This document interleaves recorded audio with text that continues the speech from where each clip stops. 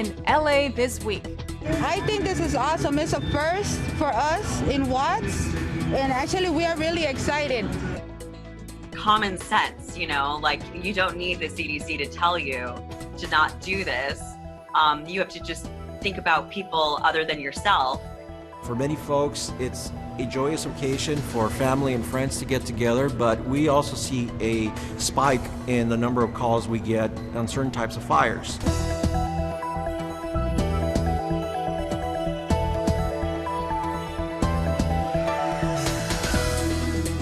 Hello everyone, I am Natalia Bilbao. Here's what's happening in LA this week. Each year, the holiday season brings gift giving and goodwill. But according to the Los Angeles Fire Department, the season also sees a spike in home fires. Channel 35 stopped by the firehouse to get tips on holiday fire safety.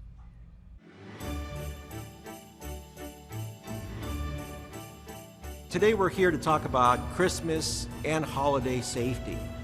For many folks, it's a joyous occasion for family and friends to get together, but we also see a spike in the number of calls we get on certain types of fires.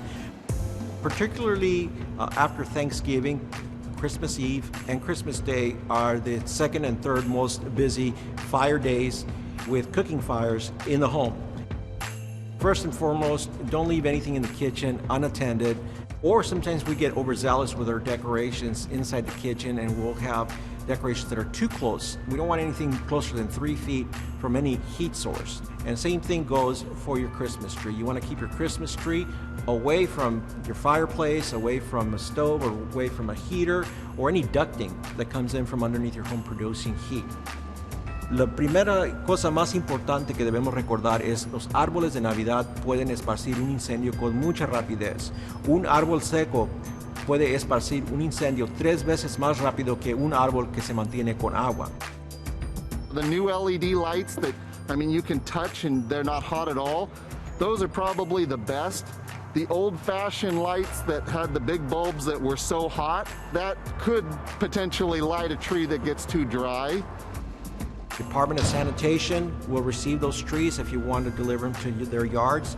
Also, you can take them outside, cut them in half, and put them in your trash can and dispose of it that way as well. And lastly, one thing that we do want to make sure that we cover is please use electrical outlets in a way they are designed. Do not overload the circuits with heaters because they can start a fire in your home. Por eso invitamos a usted y a su familia que piense en lo que va a hacer y tome las precauciones necesarias y así puede disfrutar de un días festivos sin tener remordimientos.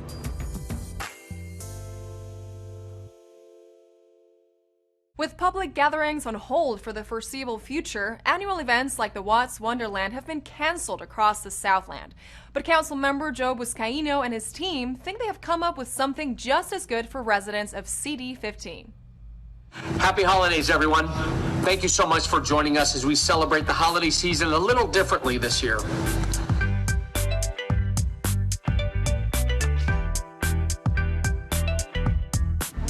Tonight, we are having our Watts Holiday Drive-In movie event. This year has been a challenging year, but tonight, I hope everyone can sit back, relax, and enjoy a little holiday magic. Thanks so much for joining us, and enjoy the film. During the pandemic, a lot of things with the stay-at-home orders shut down a lot of our events, particularly our Watts Winter Wonderland, which we have every year throughout our communities. We were tasked as a field team to come up with an event that we could still have safely for our residents. And so our team came up with the Watts Holiday Drive-In movie event. I think this is awesome. It's a first for us in Watts. I've been here for 28 years in Watts, and no, not that I remember. So this is nice. The kids, everybody, we're excited. We're really thankful. I'm grateful that they did this so people could watch movies. We came down to see a movie with the family. We had 3 cars with us. We have our children with us, and my siblings came with us as well. We have over there goodie bags that we'll also be giving them with hand sanitizer. They'll also have an additional 3 masks within each bag. And so those are the different things that we're taking up to be pretty safe on the safe side. The hope is that if everybody stays in compliance with what the CDC says and wear your mask, wash your hands, and do things like that, that we can get this thing under control so that we can actually see each other face to face without any of these restrictions. Keep safe, keep our distance. That's what we do.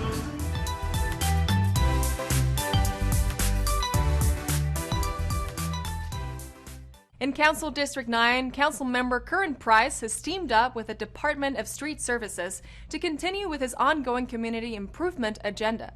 This latest project aims to give cleaner air and a cool nature canopy back to South LA neighborhoods. Ahorita estamos en Los Ángeles, en la calle Martin Luther King Boulevard. Estamos plantando docenas de árboles para mejorar el ambiente de nuestra ciudad, específicamente en el Distrito 9. Plantando como aproximadamente 50 árboles el día de hoy con nuestros compañeros del Departamento de Bureau of Street Services, que es un subdepartamento de Public Works. It's a good thing for the city, it's a good thing for the citizens in the city.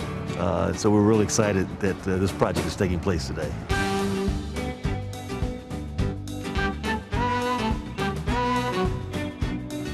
It'll include tree planting, it'll also include medians and just a lot of more shrubbery around this area. But most important, this area, because it is a densely populated community, it does need additional trees and additional medians so that we can just keep a safer street. A mí sí me gustan los árboles.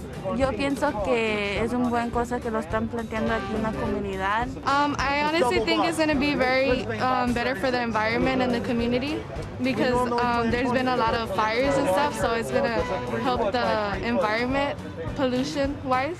Trees and tree canopy are superheroes, and South Los Angeles, Council District 9 has a low canopy, a low tree canopy relative to some other areas of the city. So this is a very exciting project. Trees help provide shade, they provide quality of life, they capture carbon, they help water absorb into the ground, and they're really superheroes. And so putting as many trees as possible into Council District 9 with the leadership of Councilmember Curran Price is a very exciting project, it's a very exciting prospect, and we're really looking forward to seeing how this plays out. In this week's installment of Angelino's Give Back, Channel 35 was on hand to catch 2 recent giveaway events, one held by the LA Sanitation Department and the other sponsored by LA Care Blue Shield. Let the giving begin.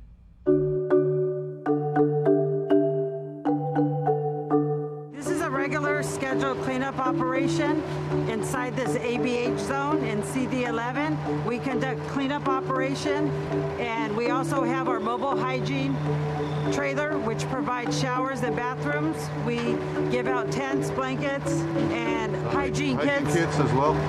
Most of the cleanup is voluntary compliance, and we just address any ADA compliance, which is 3 feet from the curb. And then we also have Lhasa here passing out lunches as well. One of the main things they look forward to is the items in the kit, which consists of some gloves, a mask, some sanitizer, even some lotion as well. So some of the things that we may take for granted is something they look forward to all the time whenever they see us. Throughout the county of Los Angeles, we have different districts that we work in and provide showers, provide resources. It's a place where they can feel safe, get a nice hot shower. This is one of our mobile hygiene trailers. We currently have 10 of them. We just got 4 additional, but we're running 6. The mobile hygiene unit comes with bathrooms, showers. We also get clothes donated, so we give them clean clothes. They count on us being here every Thursday. Viene otro grupo, es Plaza, viene y les da servicios de housing, comida, limpieza. Viene LA Sand, viene a limpiar para que no haya tanto, mucho suciedad. This gives them dignity to be able to take a shower, have access to water, a given human right that they get it here. You know, they're very responsive to our Urban Alchemy staff here that partners with us, who some of them have came from the streets themselves and rebuilt themselves. So they're very encouraging.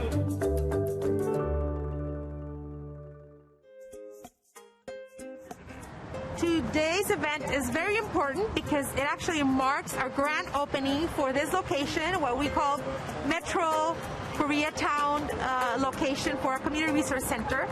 And we are really trying to connect with our community and our health plan members by providing food, groceries, gift cards, and really letting our community know that we're here for them. It's an important time because of the pandemic and the potential of people needing resources like food, groceries, access to things that, you know, their families are going to need to basically, you know, feel better and survive. Nos ha afectado en, pues, en muchas formas, el estrés en todo, en los niños que quieren salir y no pueden salir, quieren estar con sus amigos y no pueden, en nosotros que también tenemos que estar ahí con ellos diciéndoles que no se estresen, que sigan, que pues tenemos que estar así mientras que el gobierno diga algo distinto.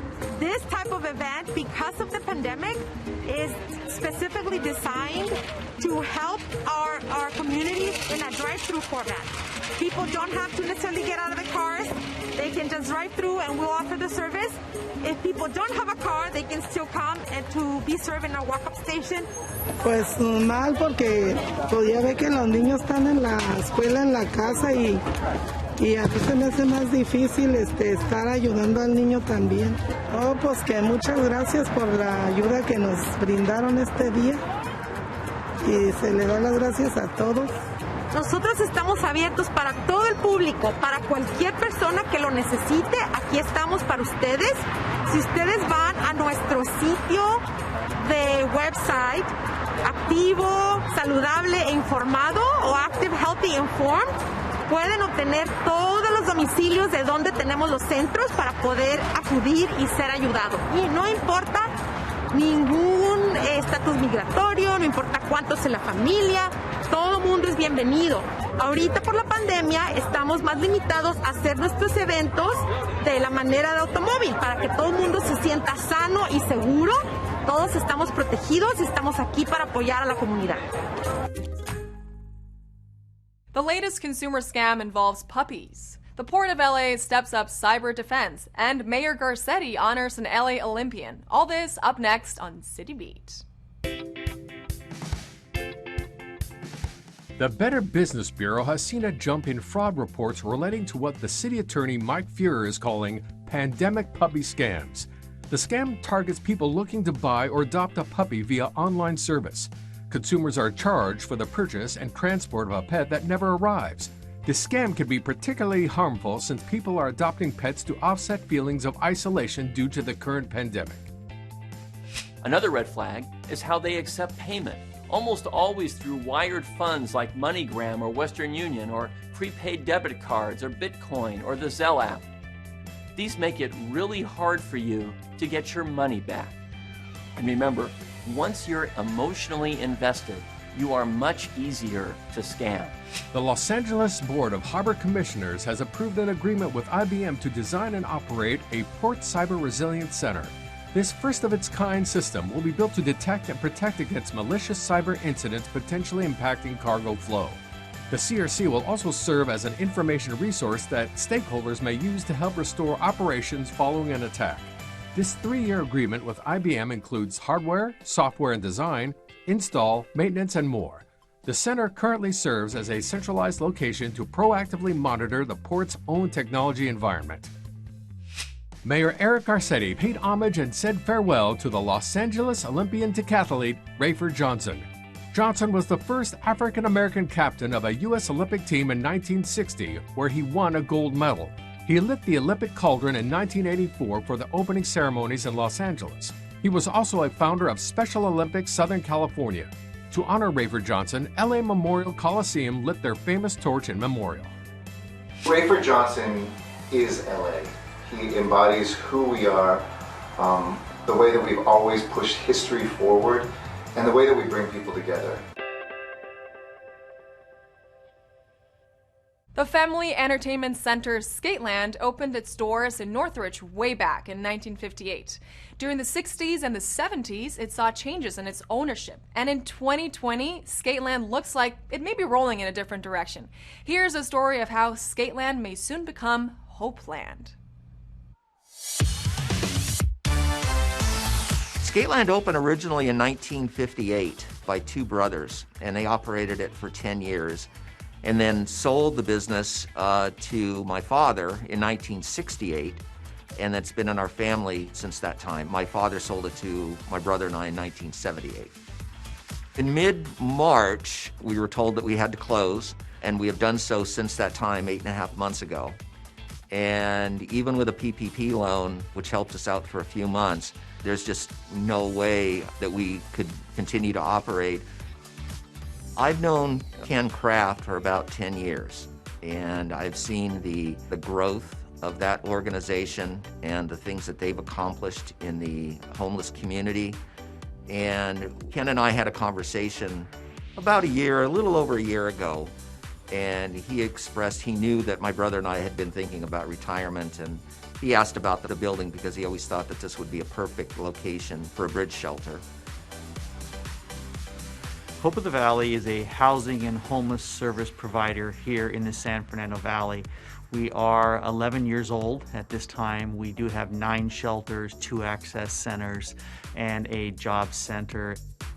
We're standing in a 23,000 square foot manufacturing building that had been converted many, many years ago to a skating rink, and it has been a tremendous blessing to the community, for families, for youth, for kids. And this building had some challenges only because of the pandemic. This site will be converted into a 100-bed shelter for men and for women.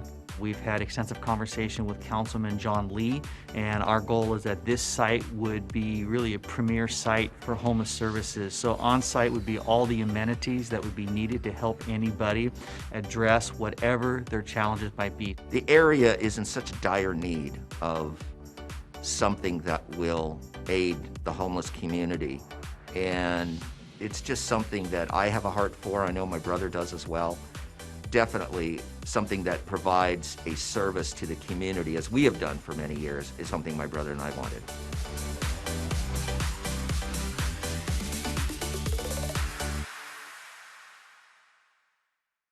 The Great LA Walk is an annual event designed to motivate Angelinos to get outdoors and explore the city by foot.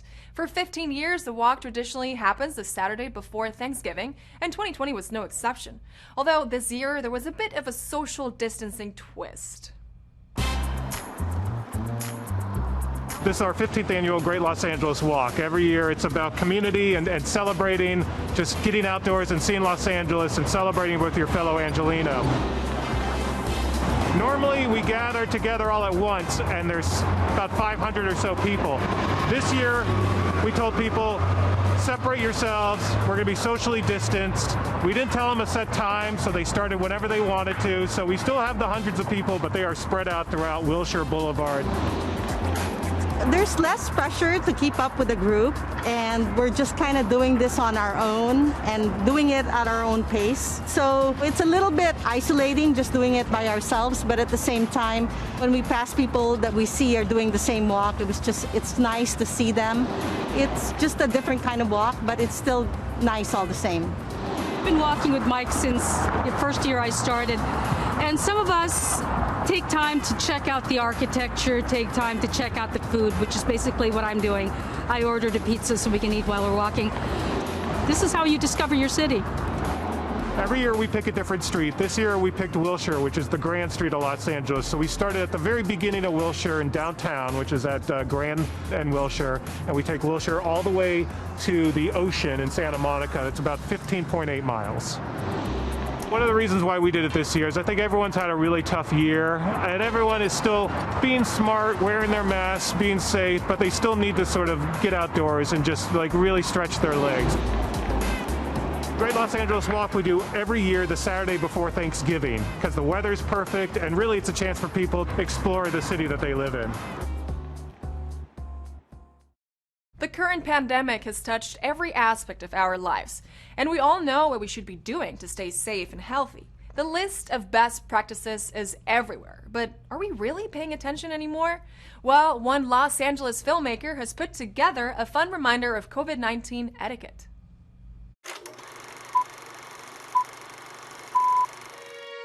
COVID-19, a public service announcement. Over the course of this film strip, we will outline several important safety guidelines to help you stay safe during a pandemic. I started out as an actor, did that for most of my upbringing and college, and just a couple years after moving to LA, I decided to switch sides of the camera. I felt like as a director, specifically working in nonfiction content creation, I could have a better impact. For me, it was like the sidewalk stuff that nobody was talking about, not touching like 10 things before you take the one piece of produce that you want. All of that was just observation. So these more nuanced things that people aren't thinking about, part of it was just experiencing it and being like, common sense, people, common sense. And then the other part, it was referencing the CDC's website because it was for a global audience, definitely targeting Americans for sure. It is important to always wear a mask or face covering when leaving your personal space. These help to protect you and others from this deadly pathogen. You wouldn't want to get mom and pop sick, would you? It's actually about to be in a 10th drive-in theater. It just got picked up by a student organization that is creating a drive-in in Oahu. So they're going to be using it when the drive-in is up. So now we're in 7 states and 10 drive-ins, and the work isn't finished. I still have drive-ins that might want to use it for other things that I'm pitching it to. I'm still trying to get more views on YouTube, and I'm still hoping people apply it, because that's the most important thing, is like the video doesn't do much good if it doesn't actually impact people's actions. I'm trying to help our community, our city, all I want to do with that time is do something to help and to make an impact. And I really wish there was more funding out there for the arts and for artists. Thanks for watching this public service announcement on COVID-19. And remember, staying informed will help you and your loved ones stay safe. Even in sunny Los Angeles, residents enjoy sights and sounds of the winter season. Well, a new drive-thru experience has lords a-leaping and trees glistening just in time for the holidays.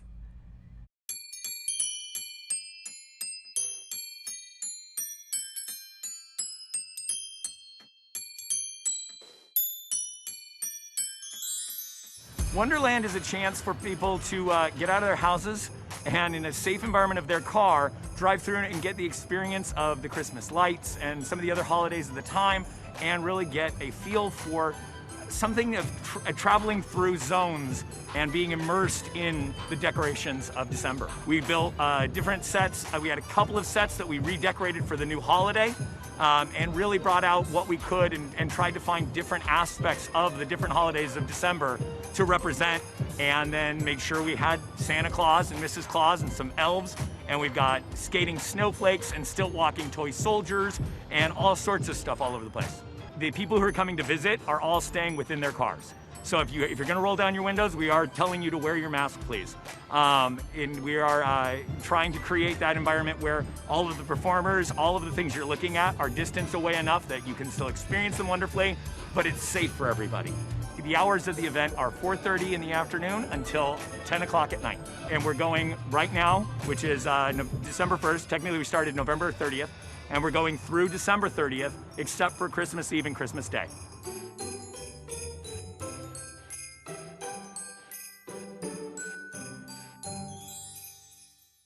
In our feature segment this week, we are visited by the General Manager of the Economic Workforce Development Department. Our own Maria Hall-Brown sits down with Carolyn Hall to discuss the many ways the department can be of service to residents of Los Angeles. COVID-19 brought with it an enormous amount of disruptions and questions. But when it comes to employment opportunities, fortunately, Los Angeles has a resource for some really good answers. Carolyn Hull, the general manager of the Economic Workforce Development Department. So nice to have you here. Thank you for having me. In terms of what your office is hearing, what are the businesses that you've heard most from and have been mostly impacted by COVID-19 in Los Angeles? Well, it's really had a very heavy hit on the accommodation, the hotel, in the motel, tourist industries, the airline industry. We've been working very closely with the organizations and companies at LAX, restaurants, services. Those are the types of industries. Small businesses in general have been really heavily impacted by COVID-19.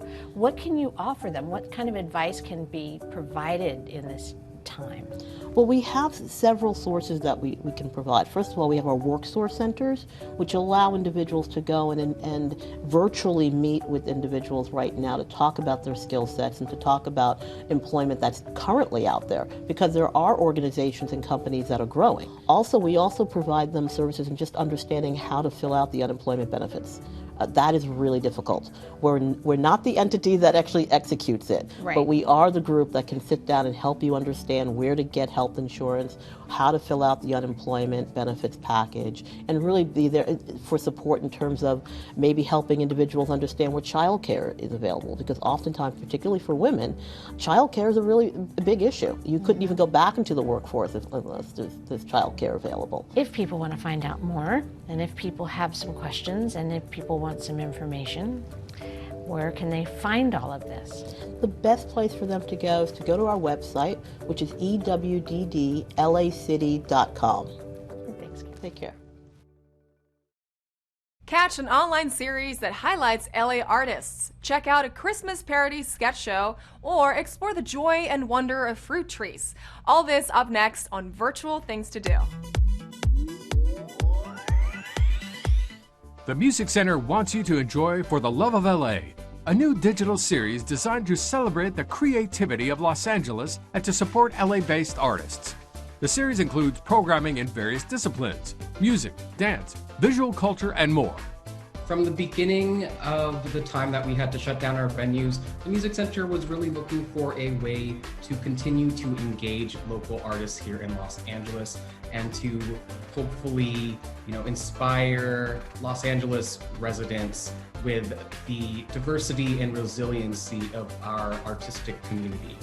Check out the work of LA's finest homegrown photographers like Rafael Cardenas and Dominique Moody.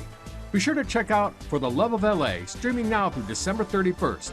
For more information, visit musiccenter.org. The Whitefire Theater invites you to Santasia, a holiday streaming special. This side-splitting holiday sketch comedy with dynamic music parodies, heartfelt sentiment, and classic-inspired claymation movies will conjure up joyous memories of your own. A 21-year Los Angeles holiday theater tradition goes online. Don't miss Santasia, a holiday streaming special. For tickets and information, visit Santasia.com. The Los Angeles Public Library brings you gardening program Alternative Fruit Trees to Plant. Join Master Gardener Jeff Warner for an online discussion about 4 fruit tree alternatives to citrus trees. We want to encourage people to tap into a part of their life where they can empower themselves to grow their own food, develop the confidence to bring plants and flowers and trees into their life and to benefit from it. Catch the workshop online, compliments of the LA Public Library. Gardening program Alternative Fruit Trees to Plant streams Friday, December 18th at 3 p.m. For participation details, send your email to jcfrmt@lapl.org. And that's a look at some virtual things to do.